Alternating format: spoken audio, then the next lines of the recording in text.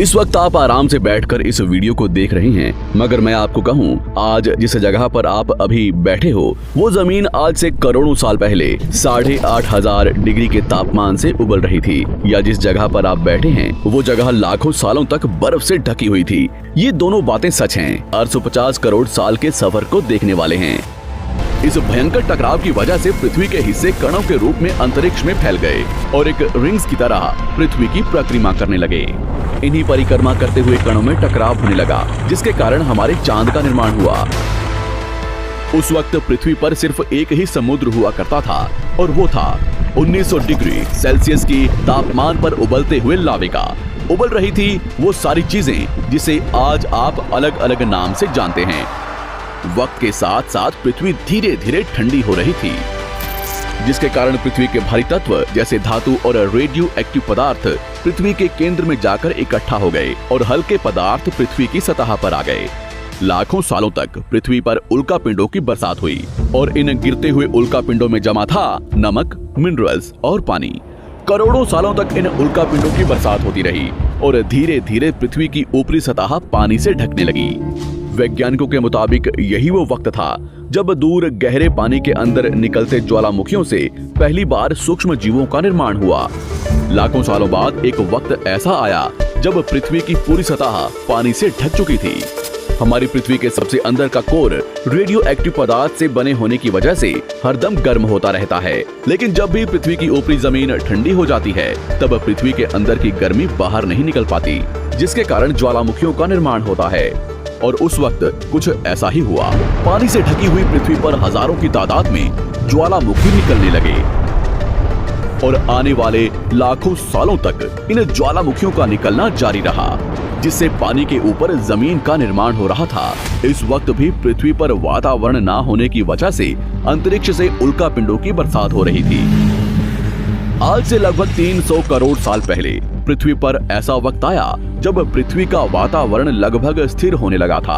ज्वालामुखी निकलने धीरे हो गए थे और पृथ्वी का एक दिन 12 घंटे का हुआ करता था। साल बीतते गए और धीरे धीरे ये सूक्ष्म जीव विकसित होते गए और समूह में रहने लगे।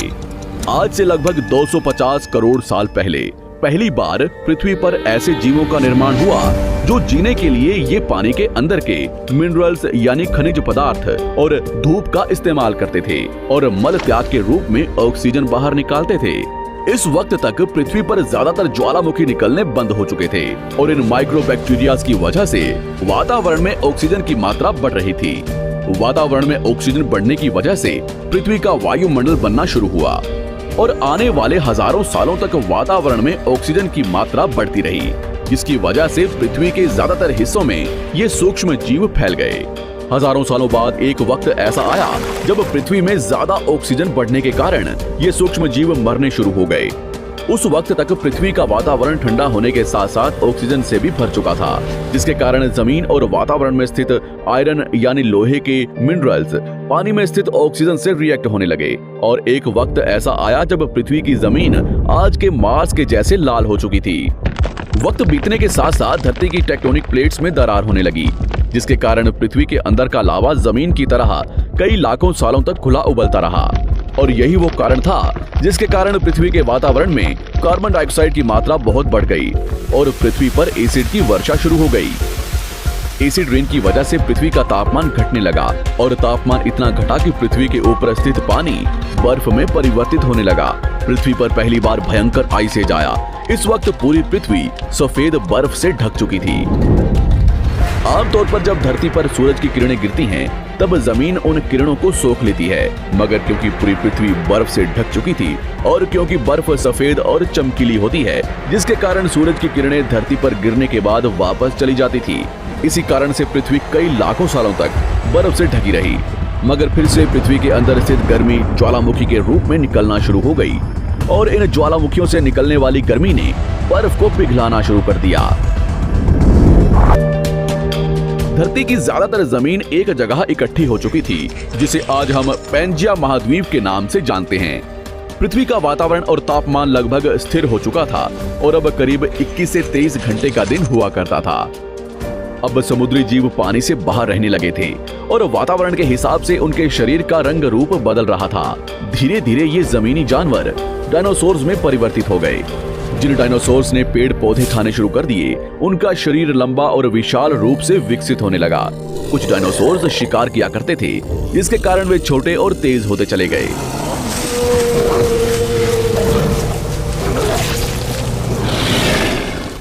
पृथ्वी की ऊपरी जमीन एक जगह इकट्ठी होने के कारण ज्यादातर जमीन रेगिस्तान और बंजर हो चुकी थी। ज्यादातर जंगल समुद्र के करीब हुआ करते थे, जिसमें डायनासोर्स रहा करते थे। आज से लगभग 20 करोड़ साल पहले पैंजिया महाद्वीप टूटना शुरू हो गया।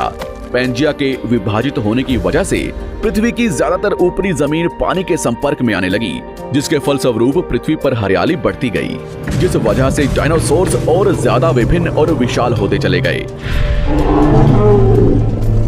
डायनासोर्स ने आने वाले लगभग 20 से 30 करोड़ सालों तक पृथ्वी पर राज किया। उस वक्त डायनासोर्स समुद्र से लेकर जमीन और आसमान तक पूरी पृथ्वी पर राज किया करते थे। इस दौरान अफ्रीका से टूटा भारत सीधे आकर आज के तिब्बत से टकराया और इस टकराव की वजह से हिमालय का निर्माण हुआ। आज से लगभग 6.5 करोड़ साल पहले पृथ्वी की तरफ आज के माउंट एवरेस्ट से भी बड़ा लगभग 4.5 लाख करोड़ किलो जितना वजनीय उल्कापिंड लगभग 80,000 किलोमीटर प्रति घंटे की स्पीड से पृथ्वी की तरफ आ रहा था। पृथ्वी की सतह को छूते ही उसमें भयंकर आग लगी और वो जलते हुए सीधा पृथ्वी से टकराया। इस टकराव से निकलने वाली ऊर्जा आज के 10 करोड़ परमाणु बम एक साथ फटने के बराबर थी। जहां ये उल्कापिंड गिरा, वहां के जानवर और पेड़ तुरंत भाप बनकर जल गए। गिरते ही पृथ्वी पर पूरी तरह धूल फैलने लगी। समुद्र में भयंकर बाढ़ आने लगी। भूकंप और आग ने पृथ्वी को जलाना शुरू कर दिया। कुछ ही घंटों में पूरी पृथ्वी के वातावरण में हानिकारक गैस और धूल की वजह से पृथ्वी नर्क हो चुकी थी। डायनासोर्स घुटन, आग और भूखमरी से पूरी तरह विलुप्त हो गए। इस वक्त हमारे पूर्वज जमीन के अंदर रहा करते थे, जिसके कारण वो इस विशाल प्रलय से बच गए। पृथ्वी का वातावरण पूरी तरह से काला और अंधेरा हो चुका था, जिससे धूप भी जमीन तक नहीं पहुंच पा रही थी। पृथ्वी के पेड़ और ज्यादातर जानवर विलुप्त हो गए। वातावरण में धूल और हानिकारक गैस के कारण पृथ्वी पर फिर से एसिड की वर्षा शुरू हो गई और फिर पृथ्वी ठंडी होकर बर्फ से ढक गई। लेकिन इस बार पृथ्वी की बर्फ लाखों सालों तक नहीं जमी रही और 80 से 90 हजार साल बाद ये बर्फ पिघलनी शुरू हो गई। जैसे ही धरती पर वातावरण फिर से पहले जैसा होने लगा, वैसे ही ये छोटे जीव जमीन से बाहर आना शुरू हो गए। हम फिर से धरती को गर्म कर रहे हैं और कार्बन डाइऑक्साइड की मात्रा बढ़ा रहे हैं। वैज्ञानिकों का मानना है कि पृथ्वी पर फिर से विशाल परिवर्तन होने वाला है। भविष्य में पृथ्वी कैसी होगी, जानेंगे हमारी अगली वीडियो में।